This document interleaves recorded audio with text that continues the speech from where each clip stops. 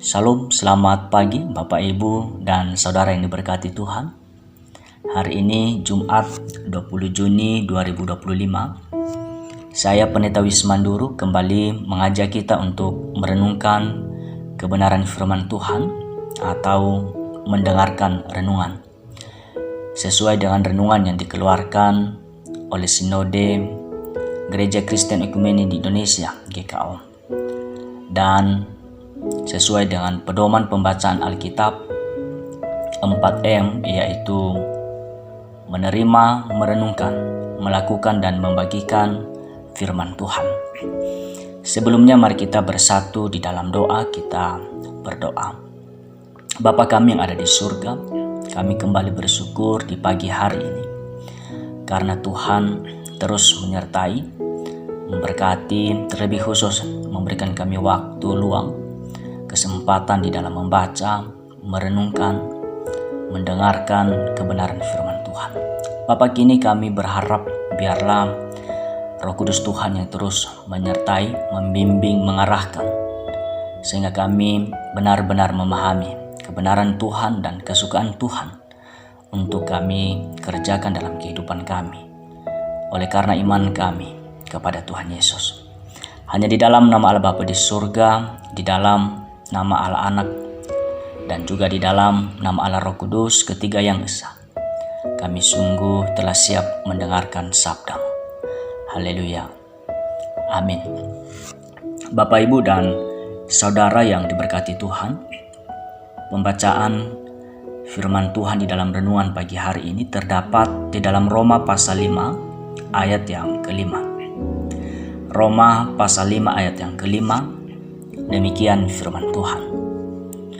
Pengharapan tidak mengecewakan, karena kasih Allah telah dicurahkan ke dalam hati kita oleh Roh Kudus yang telah dikaruniakan kepada kita. Amin.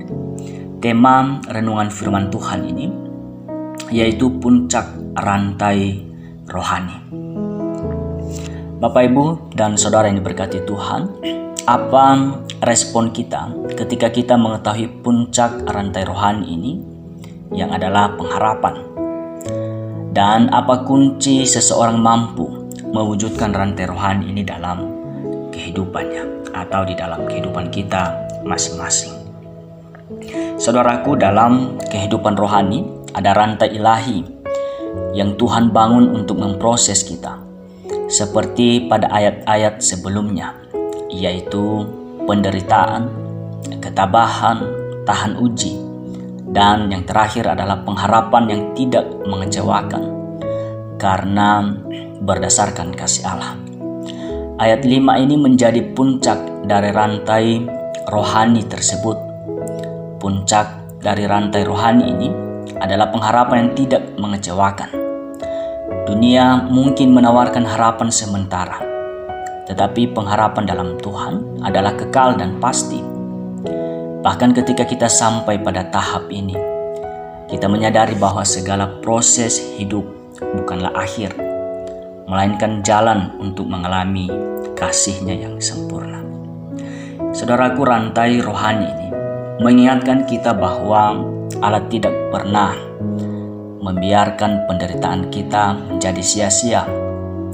Semua proses mengarah pada satu tujuan, membuat kita menjadi bejana yang penuh dengan kasih-Nya. Seperti emas yang dimurnikan dalam api, demikianlah hati kita dibentuk untuk menampung kemuliaan-Nya. Seterusnya tentu kunci pengharapan yang tidak mengecewakan ini adalah karena dalam pengharapan yang kita nantikan ada kasih Allah yang tercurah di dalam hati melalui karunia Roh Kudus. Hal ini menjadi alasan mengapa pengharapan di dalam Allah itu tidak mengecewakan.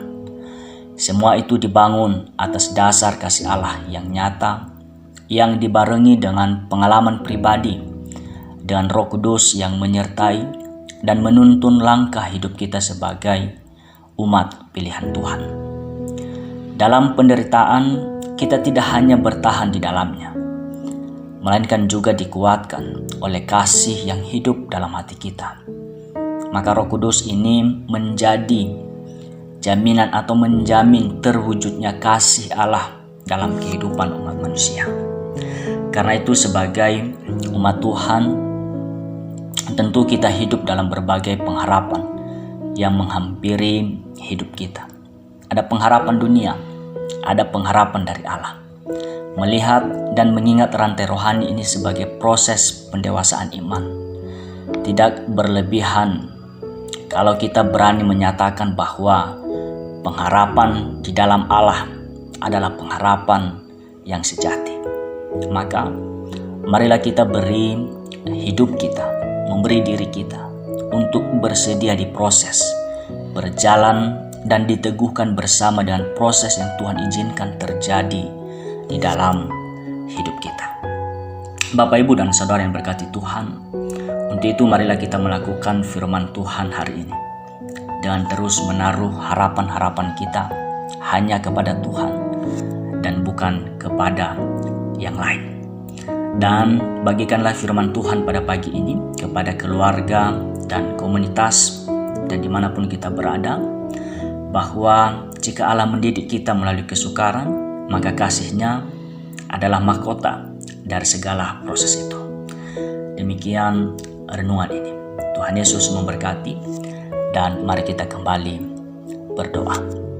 Bapa kami yang di surga, kami sungguh mengucap syukur atas setiap kebenaran firman Tuhan yang terus mengingatkan kami bahwa Tuhan terus menjadi sumber pengharapan dan menjadi dasar pengharapan kami sebagai orang yang percaya dengan iman kami kepada Tuhan Yesus. Bapa, biarlah kami terus dimampukan, dikuatkan di dalam menaruh harapan-harapan kami kepada Tuhan Yesus, kepada Allah Bapa yang senantiasa mampu untuk mewujud nyatakan setiap pengharapan-pengharapan itu di dalam kehidupan ini melalui Roh Kudus yang juga telah Engkau janjikan, telah Engkau tetapkan dalam hati kami masing-masing sebagai jaminan yang mewujud nyatakan pengharapan itu. Terima kasih Bapa, hanya di dalam nama Tuhan Yesus kami sungguh berserah di pagi hari ini dan di sepanjang hari ini dan seterusnya. Biarlah Tuhan terus menyertai kami yang beraktivitas dan berbagai bentuk aktivitas kami. Kami percaya pertolongan. Terpuji nama-Mu ya Allah, hanya di dalam nama Tuhan Yesus kami sungguh bersyukur dan berdoa. Haleluya. Amin. Puji Tuhan, selamat pagi saudaraku, selamat beraktivitas hari ini. Tuhan Yesus memberkati kita semua. Amin.